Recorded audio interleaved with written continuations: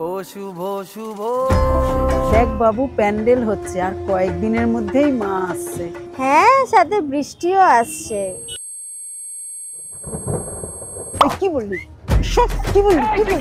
এই, আমরা ষষ্ঠী সপ্তমী না সাউথের প্যান্ডেল গুলো দেখব। হ্যাঁ, আর অষ্টমী নবমী তাহলে আমরা নর্থের প্যান্ডেল গুলো দেখবো। না না না, প্রত্যেকবার আপনি আপনার বাবুকে নিয়ে প্যান্ডেল হপিং করেন, এইবার আমি আপনার বাবুকে নিয়ে পাবে কাটাবো। 4 बोतल वोडका, काम हमारा रोज का। खत्म।